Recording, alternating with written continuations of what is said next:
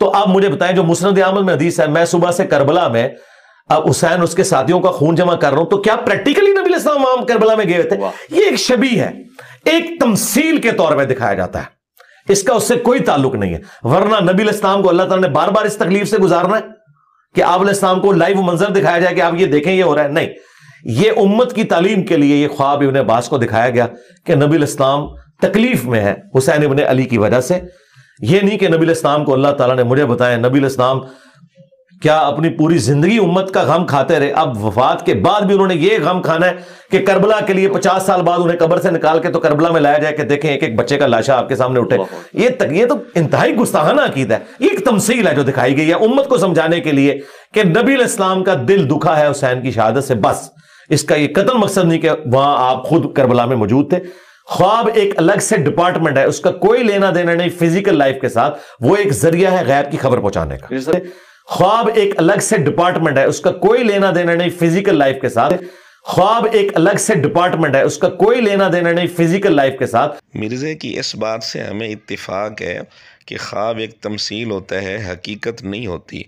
मिर्ज़े ने खुद कहा इब्ने अब्बास रज़ी अल्लाह तआला अन्हु के इस ख्वाब को अगर हकीकत बनाएं तो ये इंतहाई गुस्ताखाना ख्वाब है। लेकिन चूँकि ख्वाब में हकीकत नहीं दिखाई जाती, ख्वाब एक तमसील होता है और फ़िज़िकल लाइफ के साथ इसका कोई ताल्लुक़ नहीं होता और ख्वाब एक अलग जहान है, इसलिए ये ख्वाब गुस्ताखाना नहीं है। ये बात तो मिर्ज़े की बिल्कुल दुरुस्त है, लेकिन पूरी मुनाफ़क़त का मुज़ाहरा करते हुए मिर्ज़े ने एक और जगह ख्वाब को फ़िज़िकल लाइफ के साथ जोड़कर, हकीकत के साथ जोड़कर उस पर गुस्ताखी का फतवा लगा दिया। जबकि मिर्ज़ा वहाँ भी कह सकता था कि ये ख्वाब है, ख्वाब में तमसील होती है, इसका फ़िज़िकल लाइफ के साथ कोई ताल्लुक़ नहीं, लेकिन ये बातें मिर्ज़े को वहाँ याद नहीं आई।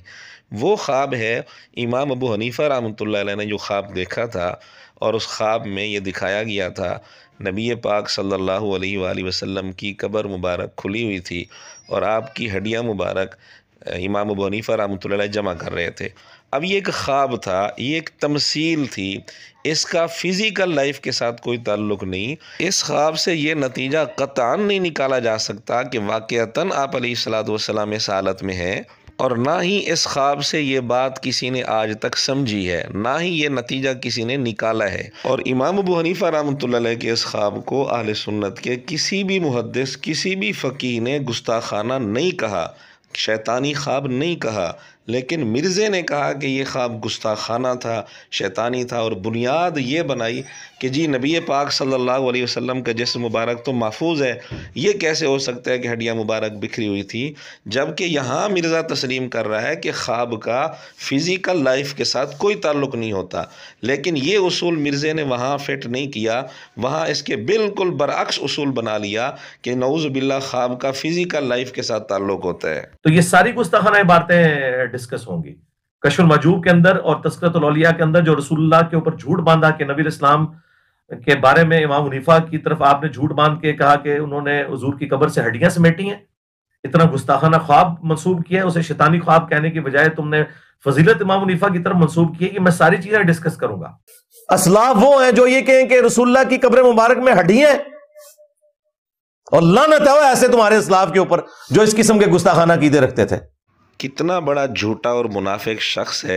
इस ख्वाब की बुनियाद पर किसने कहा है, किसने लिखा है कि वाक़अतन आप अलैहिस्सलातु वस्सलाम की कब्र मुबारक में हड्डियाँ हैं, नऊज़ु बिल्लाह।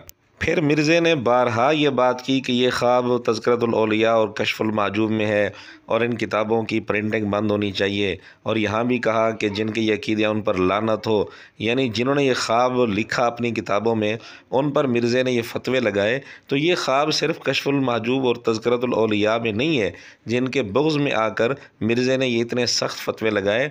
ये ख्वाब बड़े बड़े अइम्मा ने भी अपनी किताबों में फ़जीलत के तौर पर लिखा है, इमाम अबू हनीफ़ा रहमतुल्लाह अलैह की मनक़बत के तौर पर लिखा है। मसलन इब्ने अब्दुल बर रहमतुल्लाह अलैह, जिसको मिर्ज़ा उस ज़माने का मौदूदी कहता है, बड़ी तारीफ़ें करता है जिनकी, इब्ने अब्दुल बर रहमतुल्लाह अलैह ने भी अपनी किताब अल इंतिक़ा में मुतअद्दिद संदों के साथ ये ख्वाब लिखे है।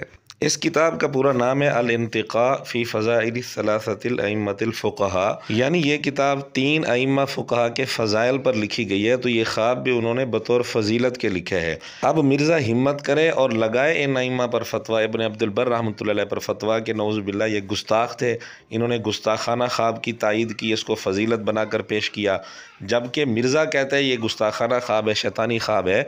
तो इब्न अब्दुल बर रहमतुल्लाह अलैह पर क्या फ़तवा लगेगा। बहरहाल कितनी बड़ी मुनाफ़क़त है कि एक जगह ख़्वाब को मिर्ज़ा कह रहा है कि इसका हकीकत के साथ, फ़िज़िकल लाइफ के साथ कोई ताल्लुक़ नहीं होता, और दूसरी जगह ख़्वाब को ही फ़िज़िकल लाइफ के साथ जोड़कर उसको गुस्ताखाना बना रहा है। हम भी कहते हैं कि अगर इसको हकीकत माना जाए तो वाक़अतन ये गुस्ताखी है, लेकिन हकीकत है ही नहीं, क्योंकि ख़्वाब में हकीकत नहीं दिखाई जाती बल्कि एक तमसील होती है और इसका फ़िज़िकल लाइफ के साथ कोई ताल्लुक़ नहीं होता। लेकिन मिर्ज़े ने यहाँ मुनाफ़क़त करते हुए अपने बताए हुए उसूल को छोड़ दिया।